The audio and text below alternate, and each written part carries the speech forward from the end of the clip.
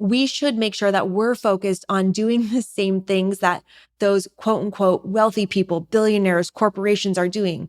I own a corporation. I'm taking advantage of the tax strategy that I can to make sure I'm paying my quote unquote fair share. But remember that the government wants to incentivize people to buy real estate, to start businesses, to create jobs, to create value. Therefore, they will reward you when you do so. Welcome to Old Money, a show dedicated to helping you build the trust fund you wish you were born with. Ladies who lunch, listen up. Life is not about looking rich. I want you to build a life and a legacy that feels rich in every sense of the word. If you're ready to stack cash, talk shop, and trade insider secrets, you're in the right place. These are the new rules to old money, so let's get after it. Hello, rich girls. Welcome back to Old Money, the podcast to help you build the trust funds you wish you were born with. I am your host, Amber Frankusen. I am currently wearing my Old Money varsity sweatshirt, oversized, looking like such a Gen Z. I'm so cozy. I'm so happy to sit down and talk with you today. Actually, I'm standing. If we're being totally honest, I'm at my standing desk. My body is broken. I've been working out so hard recently, and I just cannot sit down anymore. If you've ever had sciatica, you know my pain, but that's not why we're here today. We are here, and I'm jumping right into it. We are here for a very important episode, and it's been on my list of things to talk about for, like 2 years.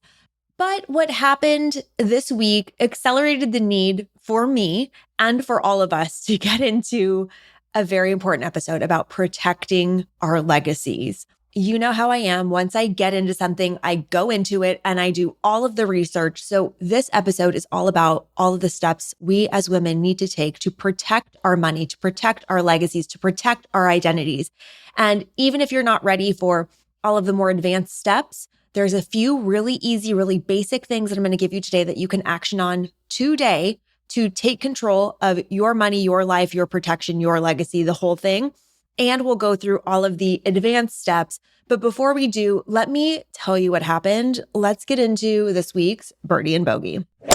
If you don't play golf, it's okay. Neither do I, but we're here to do birdie and bogey. And just as a reminder, a birdie is a score in golf when you get 1 stroke under par. That's good. And a bogey is 1 stroke over par. That's bad. I'm just helping prime you for the country club with the vocabulary you need so you look good on the links. But this segment is where I break down who or what got my birdie of the week and who or what missed the mark and got a bogey. So let's start with the good news first. The good news is that things have been busier than ever. If you listened to last episode that I dropped, the amuse-bouche, a little catching up on life lately with me, you heard my update about the agency growth, and that's been really great. And the podcast growth and cash consciousness happening in the background, launching the merch store. By the way, you can get your merch at oldmoneypodcast.com/shop. We have varsity sweatshirts in there. There are limited quantities, by the way, so you're going to want to get your size and color ASAP.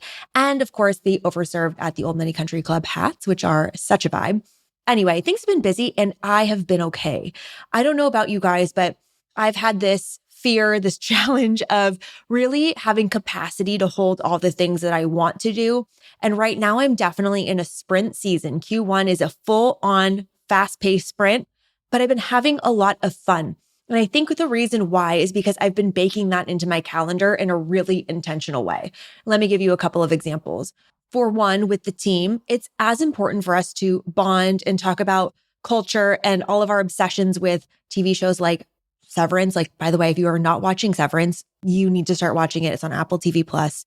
We went to a dinner at the Whaling Bar in La Jolla a couple weeks ago with the entire team. And the way that our table was gripped by Severance, it's so incredible. Or maybe we were talking about Real Housewives of Salt Lake City, or we were talking about, all the things. That is as important as the work that we do that's production for clients. We need to be connected. We need to be having fun and laughing and building that trust. It is the most important thing that we could do to accelerate our productivity in other areas. So for me, that's really, really important. In addition, getting into in-person meetings with our clients. We just signed an incredible new client. I can't wait to tell you about them more once we officially get them onboarded.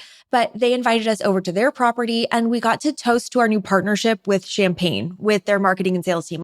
Absolutely iconic and just such a great way to kick off a partnership and celebrate the exciting milestones versus just signing the contract. Do you know what I'm saying? Of course, not everything has to revolve around celebration, but I also have been spending more time to grab coffee in person with people or even do my morning dog walk and connect with more of my friends. Just recently, I feel like the balance of my life has been really good because I've been intentional about it. I've been getting a lot of sleep. I've been working out super hard, as I said at the top of this episode, and doing all the things I know I need to do to get my body and my mind right to deal with things when they go wrong, which brings me to my bogey. And here's something that I've always struggled with, and I'm putting everyone on notice right now. I see you, okay? Just so you know, I see you. I am barely a public figure. That's actually such an embarrassing, cringy thing to say, but basically I have Google search results, right? I run a business. I'm involved in the community in San Diego, so things are going to be on the internet about me. And one of the things that I do really take very seriously is my privacy. Not just my privacy of my private life, but keeping things separated. No commingling of personal and business, whether that be from a financial standpoint, obviously, or from just an information standpoint. And there have been some things that have happened to me over the last few years, months, whatever, that really make me take pause, like people trying to access my Instagram account. I'll get a whole bunch of notifications that somebody's trying to log in and then I'll change my password. Or my personal email address was compromised and sold to something somewhere, obviously. And I got bombarded with all these spam emails. And no matter even if I subscribe to them all, the way that they did my email address is they put random dots in between all of the letters and submitted it to a whole bunch of different, I don't know what, because I just get spammed with emails constantly. My inbox has been out of control. So I'm getting a new email address. The other thing that happened recently, and this is where I say I'm putting you on notice to all the creepy people out there. So I just had a new team member start at the agency. Let's call her Mary. And Mary and I were on our way separately to an in-person meeting. So we were both driving there. We both knew we were in the process of driving there. And she sent me a screenshot of a text from an unknown number. And she said, "Hey, I just got this message. This isn't you, is it?" And the message says, "Hey, Mary, let me know if you're available at the moment. Amber Frankusen." And it's from a random phone number that is not mine. And so what do? Well, I call the number. Of course I do. I'm the FBI. I'm going to investigate. I call the number and it rings, goes to voicemail. Voicemail box is not set up. I call again. They hang up on me. I text them. I say, "Who is this?" They respond and say, "I'm at a meeting. I can't make a call, but I'm excellent with texts." And I say, "Who is this?" And they say, "Who are you?" And I, being the fire starter that I am, send them the screenshot that Mary sent to me and said, "Please explain this text." And then what do you know? They left me on red and then blocked me. And I know that they blocked me because now it says text message or SMS as opposed to iMessage. So unfortunately, there is no result when I reverse look up this phone number, but not to worry because I have reported this person to the Federal Trade Commission for impersonation.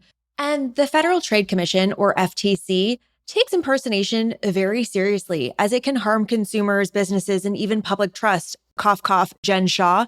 They take it so seriously that they will actually file lawsuits against scammers or organizations that impersonate others. Not only if they're asking for money or favors or whatever, they will obviously get restitution for people that were scammed, but they will also serve injunctions to stop fraudulent activity. They will seek penalties. And the reason they're so serious about it is because this is a rampant issue. So of course, this hit me a little too close to home. And after going through the Instagram stuff, the email stuff, and now going through somebody randomly knowing my name and my new employee's name and texting them from their number, it's too bizarre.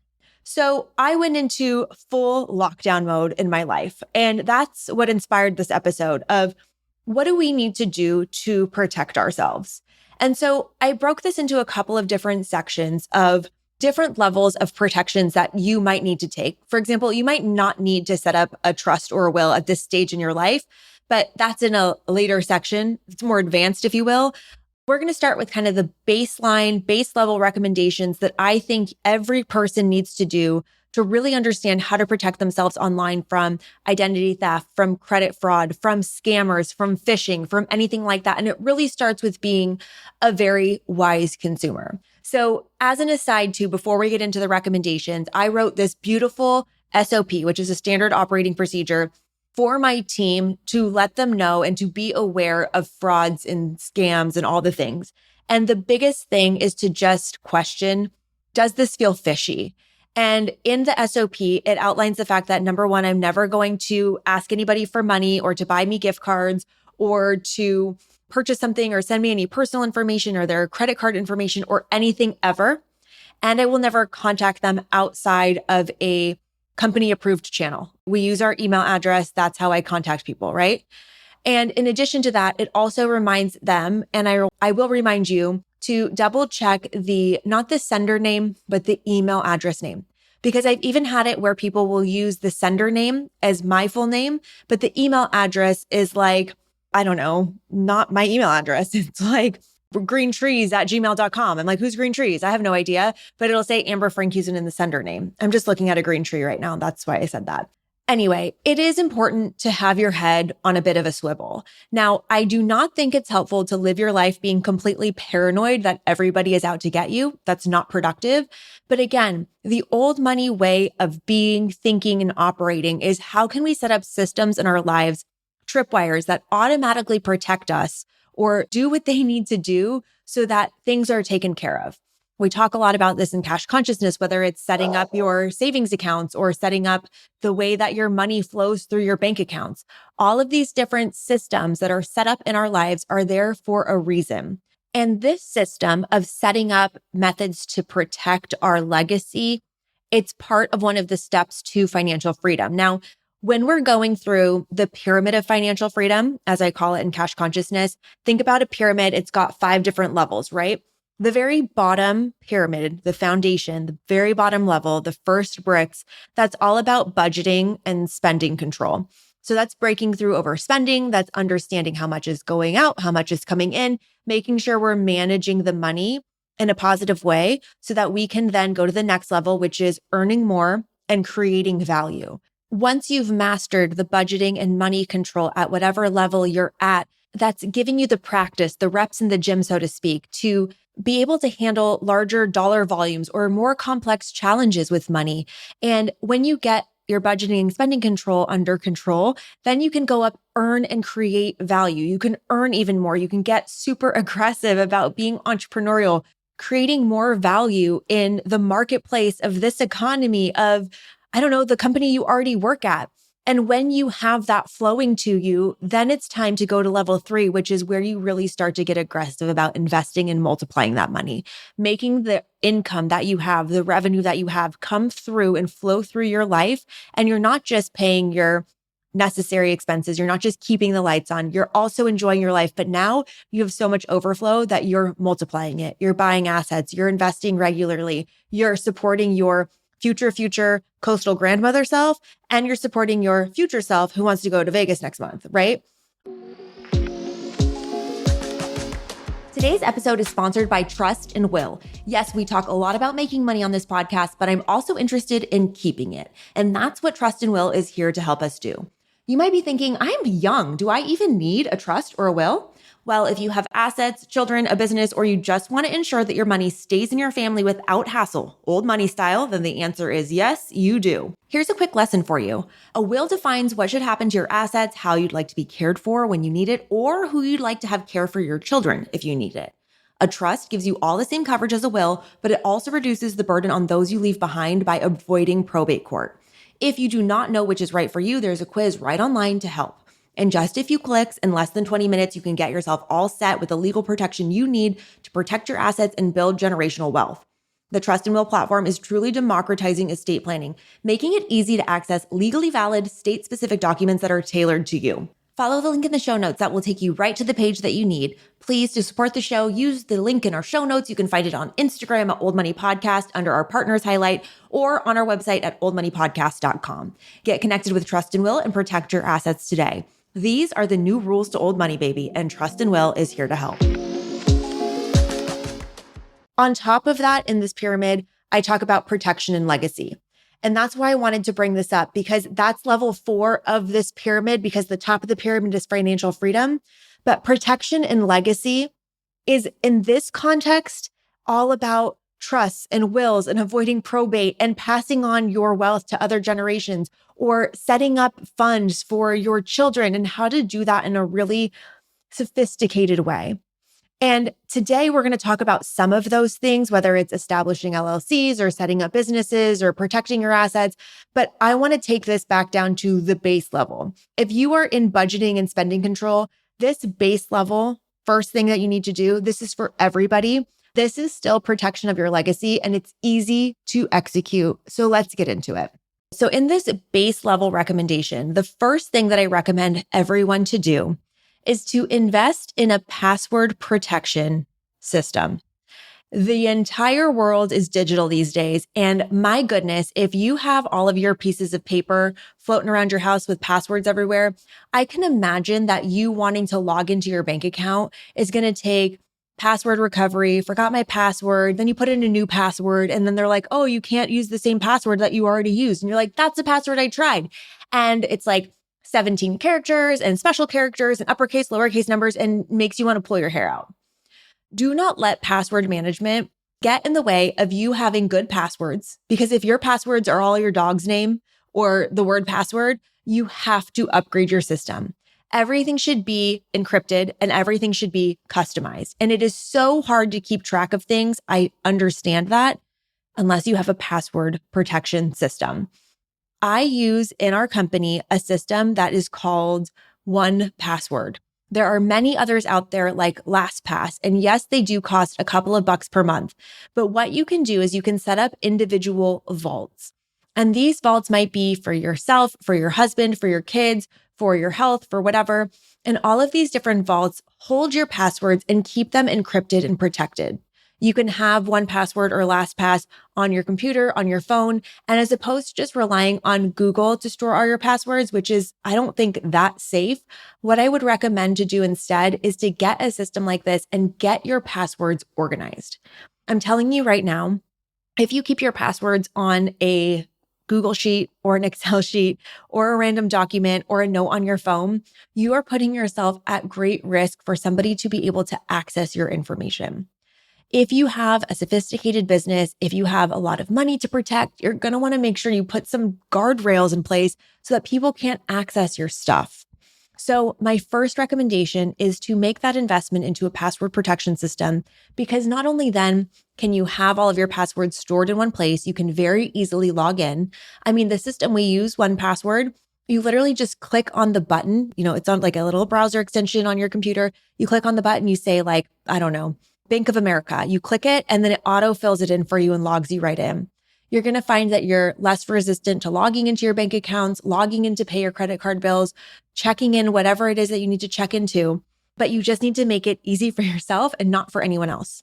The way that mine is set up is not only through 2-factor authentication, which you should have set up on everything, which is where it's going to send you a text message or a notification to your email in order to log you in.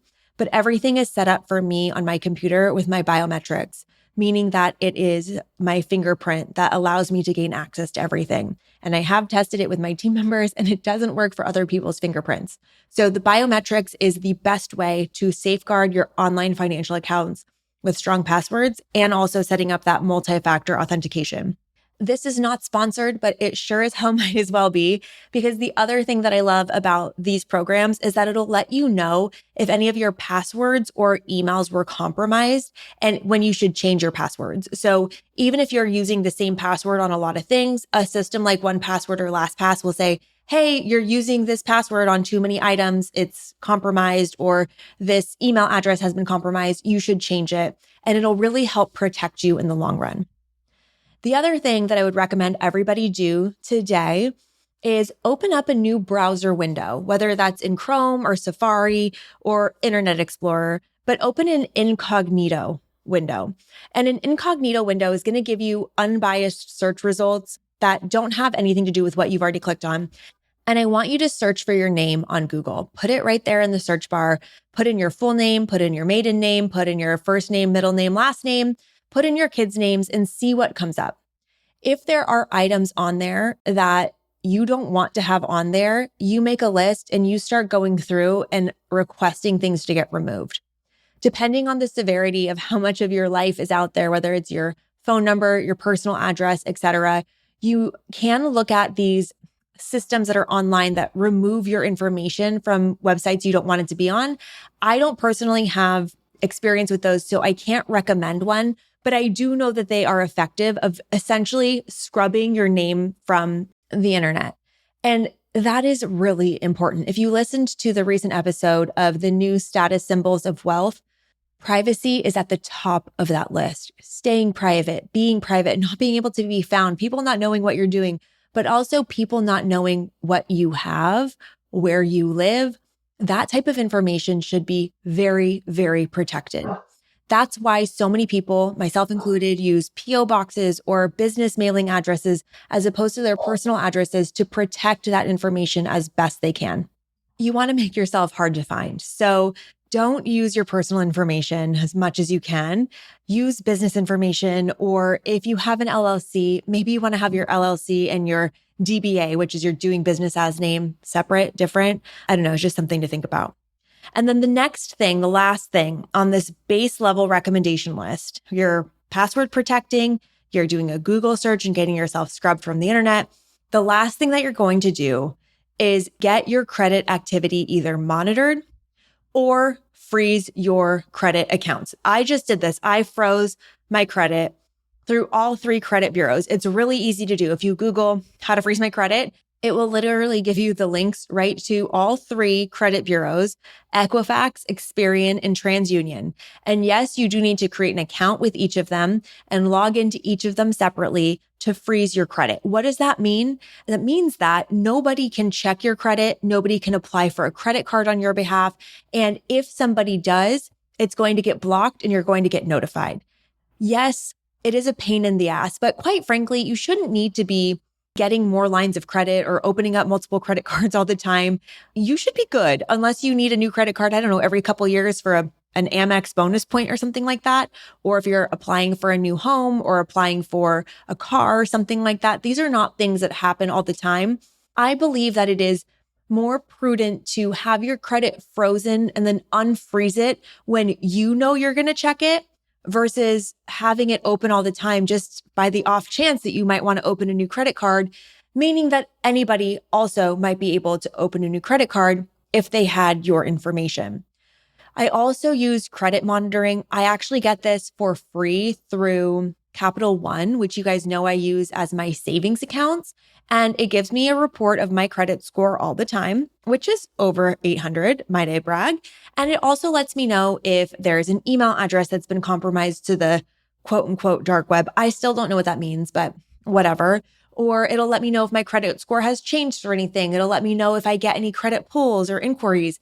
So it's just a good idea to have those things turned on. It doesn't cost you any money to freeze your credit. It just requires you to create a login, go in, say that you want to freeze it. And when you create that new login, just automatically save it to your password keeper and you'll be good to go. So now we're getting into a little bit more sophisticated. This is like level 2. This is one step up the ladder of things to think about as we're talking about protecting your legacy. And estate planning is a big piece of that. So you know that I love the company Trust and Will, which is a startup that's from San Diego where you can do trusts and wills online with a real attorney for a low cost. If you have children, I recommend that you do this as soon as you can. And let's talk about why. Let's start with trusts. What is a trust? A trust is basically a legal document, arrangement, agreement that outlines how you want assets transferred to another party.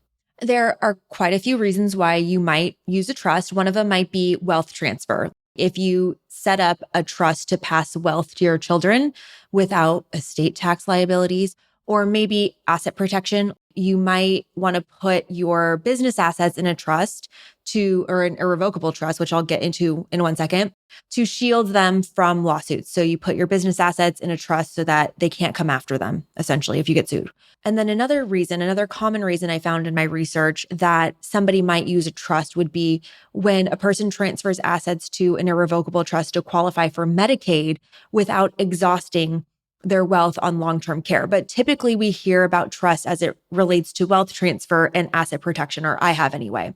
And the reason that people like trusts or the benefits of them is because number one, you avoid probate. And probate is this legal process of when somebody dies, there's somebody that administers their estates. So there's a whole bunch that has to go through that. So you think about that movie, with what's that guy's name? I think it's Daniel Craig and he's like a detective. It's something like Knives or something like that. It's on Netflix. I will think of it later, whatever. But, they sit down, this whole family is going to go through, their dad just died and they're like so excited about what they're going to inherit. But then it goes through probate where you have to then validate the will if one exists. You have to settle all the debts and then you have to distribute the assets to the heirs and there's an executor and you have to inventory all the assets. Then you have to go through taxes and then you distribute the assets. And it's just time consuming. It's costly. It's likely to lead to fights between the heirs. Oh, it's Knives Out with Daniel Craig. I think it's Daniel Craig, but that's a great movie. Just like a funny, wealthy people getting screwed type of a movie, which we don't love that in pop culture references, but I don't know. I enjoy a whodunit, if you know what I mean. And then the other thing that happens during probate is that the assets that are being distributed to the heirs, that becomes part of public record. So when you use a trust to avoid probate, the ownership of the assets just transfers to the people you want it to transfer to, bypassing the need for probate after death. So you get a quicker and more private distribution of your assets. This is super important for people with a lot of money who, number one, are trying to avoid estate taxes if they can in their state, and also for those who want to stay private about what people are inheriting. There are two types of trust. There's a revocable trust that can be changed or revoked by the person who's putting it together during their lifetime. So let's call Daddy Warbucks has a revocable trust. He decides to leave everything to little orphan Annie. And things are fine until little orphan Annie grows up and becomes really annoying orphan teenager Annie, and she won't stop singing and she won't shut up and she starts to have a drug problem. And he's like, what about that Miss Hannigan lady? I'm going to go back with my revocable trust. I'm going to change the terms. I'm not giving anything to little orphan Annie anymore. I'm going to give it to that mean lady, Miss Hannigan, instead. Do you see what I'm saying? An irrevocable trust, alternatively, cannot be altered after its creation.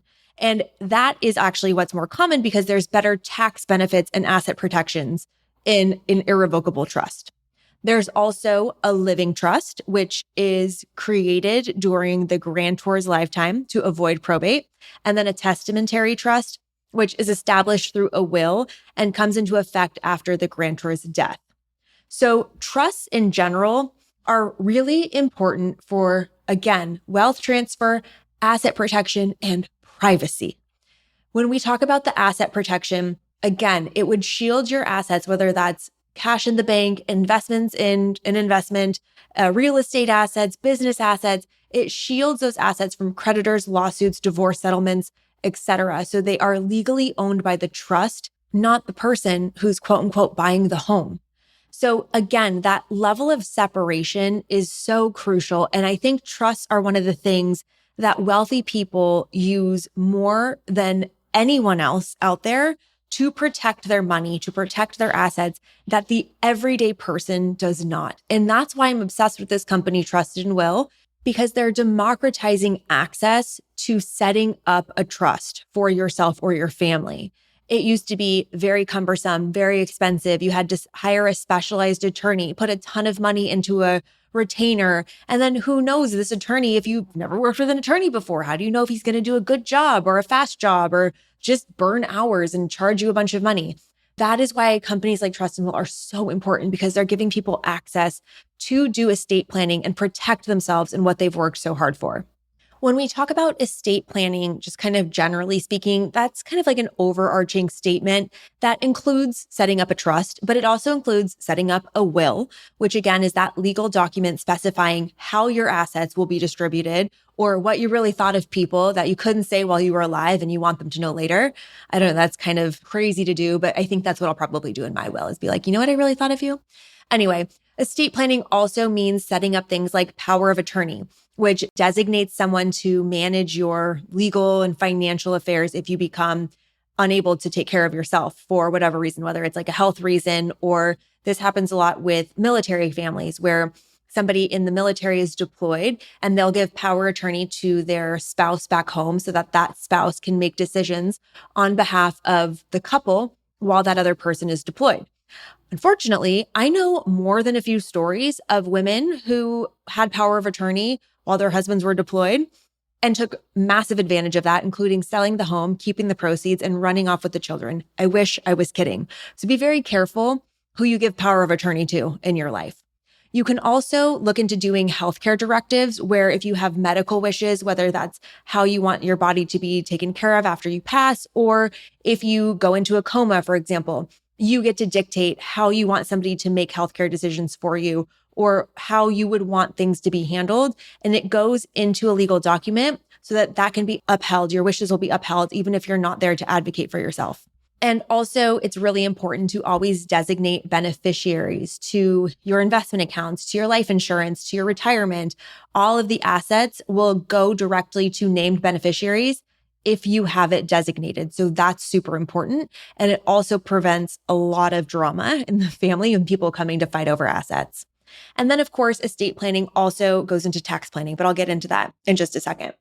When we talk about a will, if you have a child, you need to go set up a will and a trust right away.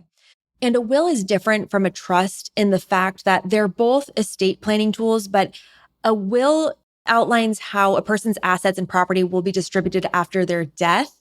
And a trust is a legal arrangement that transfers assets to another party. So if you have a will and not a trust, your will take effect after you die, but it must go through probate, which is that court supervised process I told you about where there is an executor and they have to verify your will and they have to do all the math with your assets versus you and your attorney now writing it into a trust saying, this is what it's worth. I don't care what the valuation is. You get this, you get that, and it just goes, right? And of course, a will only takes effect after a person dies, but a trust can take effect immediately if it's a living trust, or you could use it for other reasons other than just wealth transfer, like protecting business assets, right? The thing about a will, again, is that it becomes a part of public record during probate, meaning that its contents can be accessible to the public, but a trust is private. I think wills, just like generally speaking, were more in, I don't know, like pop culture or in the zeitgeist, so to speak, because number one, they're less expensive initially. But I think in pop culture, we see a lot of people writing a letter on like, a piece of parchment that's been burned and stained in coffee. And they're like, "Dear family, I'm leaving my assets to my dog." And then when you have that will, if it wasn't signed in front of an attorney, then you have to go through and verify it. And that might not cost you any money now, but it's going to cost your family a ton of money later due to probate fees and figuring out all of the assets that need to be distributed. So setting up a trust is typically a little bit more expensive up front, but it's definitely going to save you money in the long term. So estate planning in general is, to me, the level 2 of this all, which is getting yourself set up for what's to come. We are all going to pass inevitably. And also making sure that you're protecting your assets now. Whether your son is getting married to a crazy new daughter-in-law that you're not really sure you want her to get all your assets in a divorce, there's plenty of benefits to it. So the next kind of section in this here is protecting your business assets. If you have a business, making sure that you are registered in the correct way. Now, again, this is not financial advice. This is not legal advice. I am not here to tell you what type of financial or corporate structure is right for you. There are a whole bunch of different company structures, whether it's a sole proprietorship, a limited liability company, or an LLC, an S Corp, a C Corp, a B Corp, all the things. But there's different levels of liability protection within each of these different business structures. What you want to make sure you do for sure, no matter how you run your business or how it's set up is clearly separate all business and personal finances. You cannot commingle your expenses. Commingling means you're using business money for personal expenses or you're using personal money for business expenses. There's a very specific way that if you're going to, for example, invest money into your business, you need to make a deposit into a business bank account, name it as a basis investment, essentially, like that's startup capital. And then you need to maintain clear documentation of all of the things that happen within your business and record all of the business uses for the expenditures in your business. If you are doing things like put in your shopping sprees at Aritzia on your business account, you're going to be in trouble, baby. Don't do that.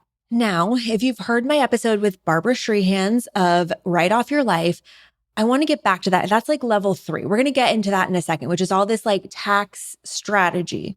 But just generally speaking, when we're in level 2 of asset protection here, the most important thing you can do if you have a business is to make sure that you're registered under the correct corporate structure.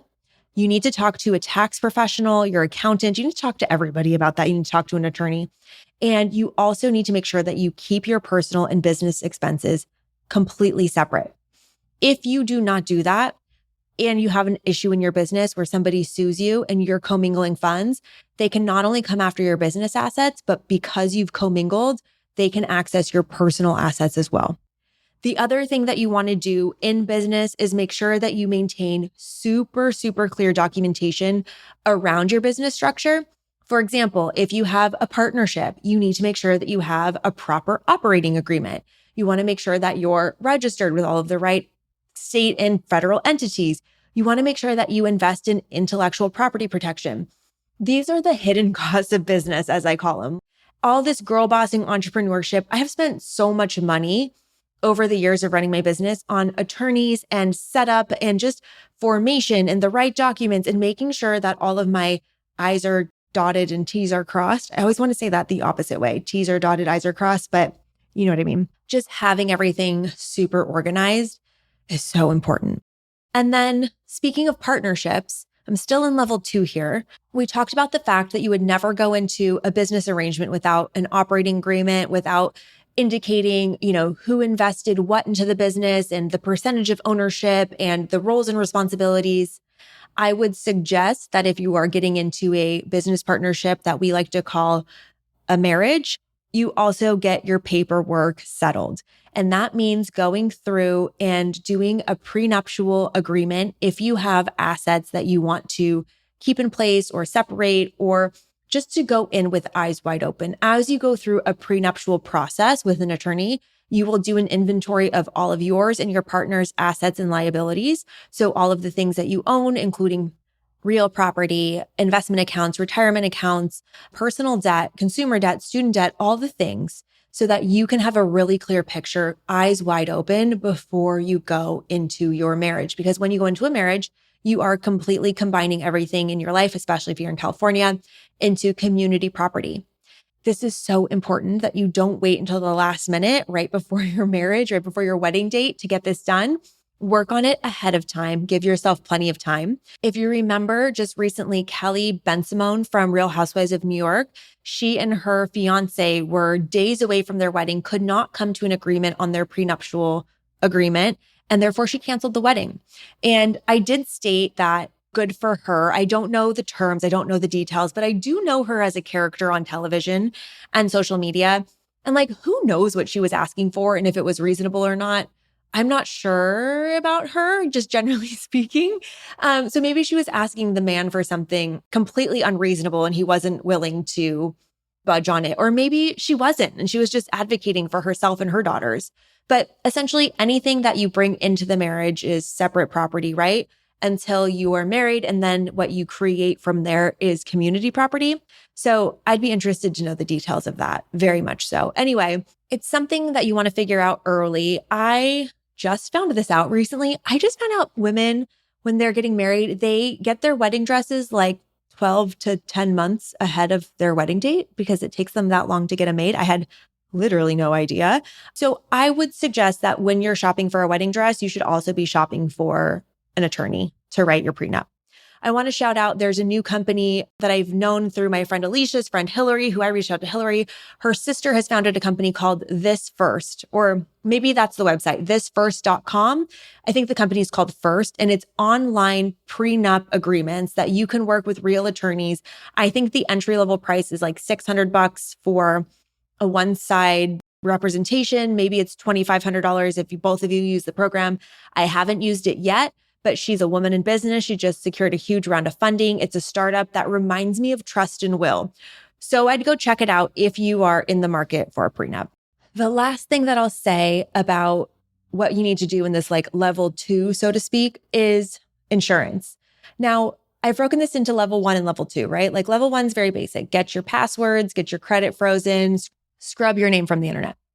Level 2 has been set up a trust, make sure you're doing all the estate planning things that you need, like setting up power of attorney or medical designations, make sure you have a will, protect your business assets by having the right business formation, making sure that you keep your personal and business finances separate, make sure you have all the documentation for your business.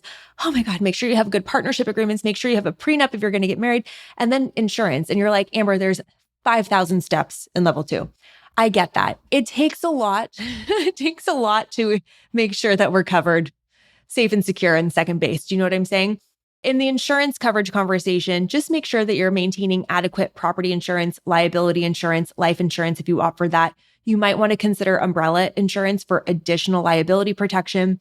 I cannot stress this enough. We just saw this in LA with the fires, of people not having insurance coverage, not because it was their fault, not because they were negligent, but because these companies canceled it like weeks before. Spencer and Heidi, they had their fire insurance canceled weeks before their home burned down. It's crazy. This is something that we need to, God, just the thought of getting on an 800 number and talking to a customer service representative makes me want to die. But it's so important that we are regularly checking on these things, maintaining them, making sure that we're making the phone calls, asking the questions, adjusting the coverage as we need, as our lives grow and expand, as we have new babies, as we move homes, as we buy new cars, as we offer new services in our business. By the way, if you own a business, having general liability insurance, workman's comp insurance, errors and omissions insurance, all those types of things is so important in today's day and age. It's part of being a grown-up. It's part of the unfun part, but it is absolutely crucial. So the next level, I'm going to call this level 3. This is the advanced level course of all of the additional things you can do to protect yourself. Now, the first thing in level 3 is inspired by my muse, my new muse. I was just told by my new team member, quote unquote, Mary, the one who started this whole story. I was told that while we were on a tour with a new client, I was channeling this woman from the Real Housewives of Salt Lake City, where I was constantly like, love that, love that, love that, love that. If you know who I'm talking about, you know I'm talking about Lisa Barlow. I'm horrified. I'm equal parts horrified and impressed with myself because I don't know, I just like black out when I talk. Sometimes I'm just reacting, and I have been binge watching Real Housewives of Salt Lake City. So I'm not surprised that just like came out of my essence. But as I was mentioning, this first item is inspired by Lisa Barlow, the woman who has a cybersecurity staff member on speed dial, has 6 attorneys that she's going to call from the back of the Sprinter van when Jen Shah gets arrested. It's about surrounding yourself with trusted professionals. I'm talking about great attorneys, great financial advisors, great fiduciaries, great accountants, all of these people, and creating strong relationships with these people, making sure that they have proven track records. Now, was just talking about this on our episode, so aptly titled Dismantling the Patriarchy, with my friend Shay. And she was bringing up, like, if Bernie Madoff can scam some of the biggest banks in the world, who are you to think that you can't be scammed as well? Jen Shah, speaking of being in the back of a Sprinter van, that just came full circle. Jen Shah from Real Housewives of Salt Lake City was scamming elderly people and people that were taken advantage of. I don't even really know what she was doing. I know she quote unquote owned a marketing company, which like, do not put that on my name, Jen Shah. But it's about getting the right people around you and making sure that you're not just vetting them once, but you're always vetting them. I'm going to tell you, actually, I think I told you on my Birdie and Bogey a few weeks ago about how I have to get my nose surgery again this year, my 3rd official. And when I was calling for the medical records or the post-operative records from my first rhinoplasty, I found out that the doctor that did my first surgery on my nose was like disbarred from his medical license. I don't think that's how you say it, but essentially he was no longer a doctor because he was sued for malpractice and was no longer able to practice anymore. And, when you're a doctor, when you're an attorney, when you're a real estate agent, you have to go through continuing education. Every few years, you have to do a certain number of hours and make sure that you keep yourself up to date. But there's also ways that you can look for people to see how they're progressing and advancing in their careers, right? Doctors, for example, who are constantly researching and putting out research papers and are speaking on panels. One of my incredible early on clients, Dr. Shirazi, I love her so much. You probably know her on Instagram or TikTok as Skin by Dr. Ozzy. She is one of those women that is always doing a research paper. She is always speaking at some conference about this new technique that she developed or a new insight that she has. She's the type of woman that is always pressing forward and up-leveling their career. That's somebody that I would trust to inject my face. Do you know what I'm saying? So just like Lisa Barlow has her cybersecurity chief and her 6 attorneys on speed dial, I recommend that you start to curate a collection of trusted professionals around you, but that you continually vet them and don't get complacent just because it was your dad's CPA and you're going to let him file your taxes too. No, you find the fiduciary that knows your life, your business, your situation, and supports you. I'm telling you, spending money on the right people is the best investment you can make in your business, in your personal life. Now, the next thing in this level 3 area of protecting yourself is something that's actually pretty controversial. And I have an amazing client. We have an amazing client, AF Marketing, Shannon Weinstein. She's going to be a guest on Old Money soon. I love her so much. Number one, she's hysterical. Number two, she's absolutely brilliant. She is a fractional CFO, and she is the best at breaking down concepts and making them super, super understandable. She also has a podcast called Keep What You Earn. If you are a business owner, it is a must listen.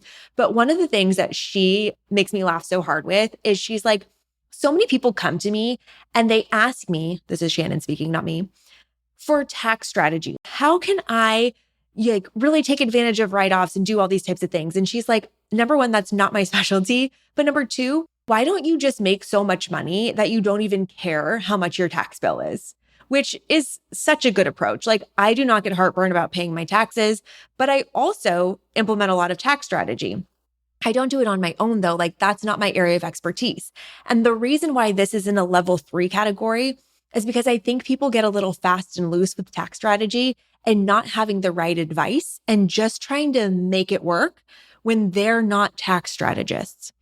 If you want to talk to somebody about real tax strategy of how to really understand the system, the girl for you is Barbara Shreehans. Again, I mentioned her on this episode already, but we did an episode called Write Off Your Life, which is also the name of her program. I've taken her program. I've enrolled in it. I'm an advocate and an affiliate for the program.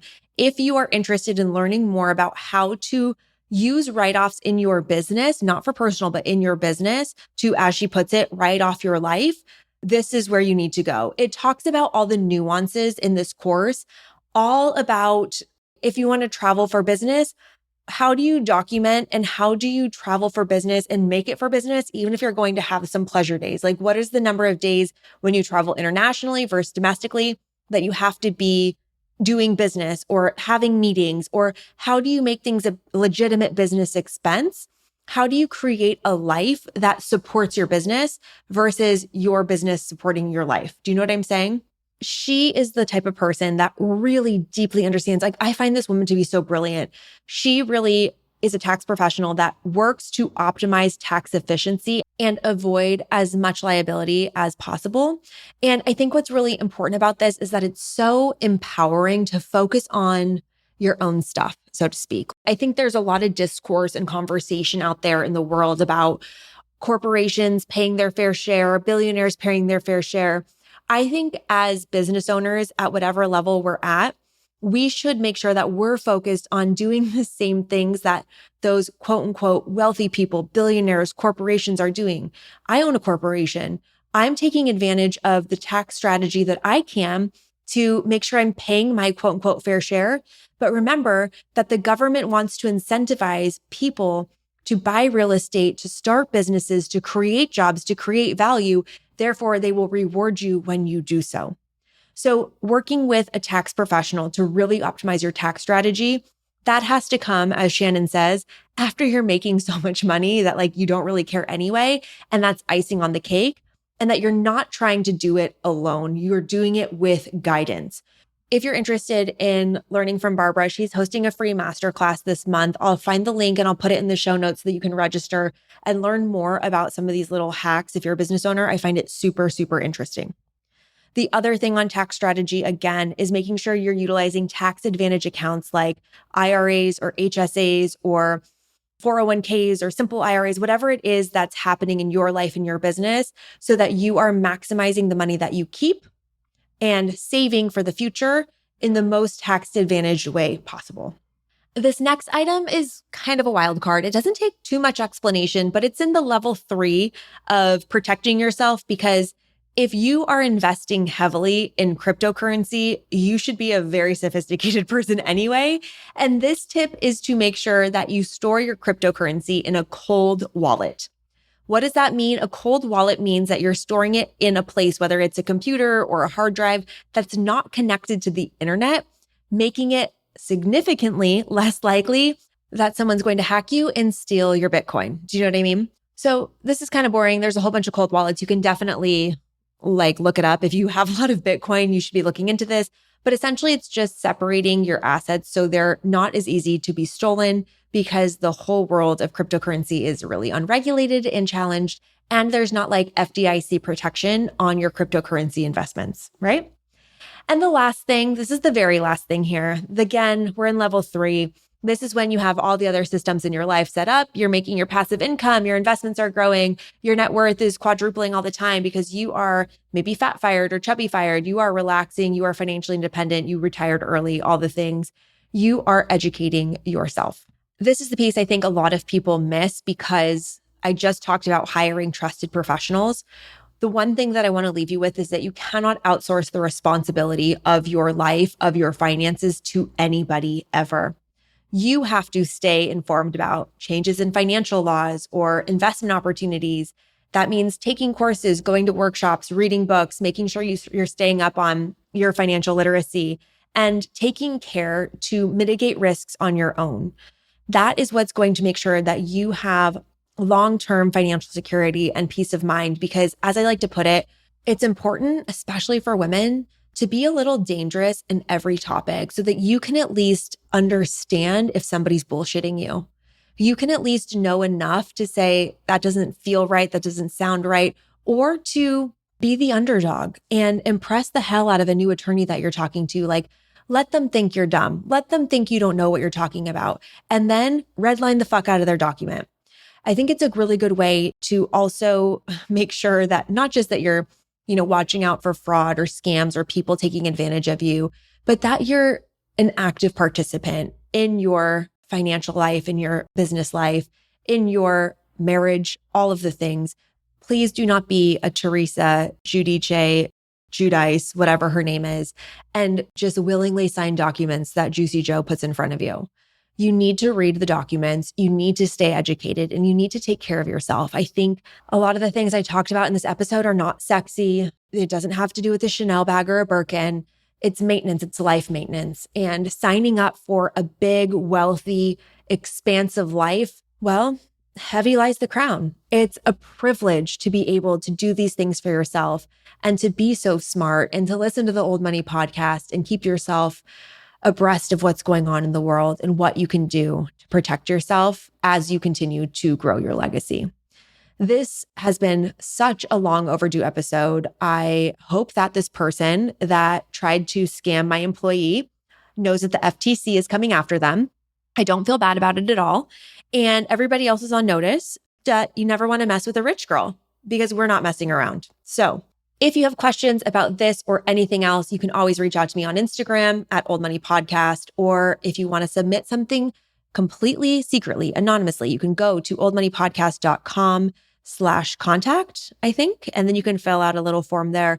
Don't forget to get your Old Money merch, oldmoneypodcast.com/shop. I want to see you in your varsity sweatshirts, in your hats. Tag me on Instagram.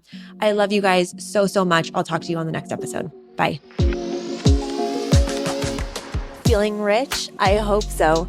Thank you for joining me on this episode of Old Money. If you have questions you want answered, email me at oldmoneypodcast@gmail.com or hit us up on social. We are at Old Money Podcast, and I am at your service.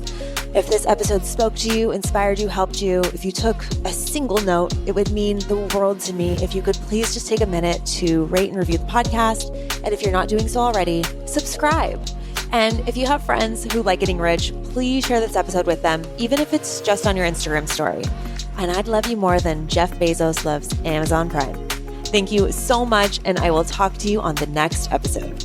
Remember, I'm not your lawyer, I'm not your tax professional, and I'm not your financial advisor. The content presented in this podcast is intended to entertain, educate, inspire, and support listeners in their personal and professional development and does not constitute business, financial, or legal advice. In addition to that, this episode may contain paid endorsements and advertisements for products and services.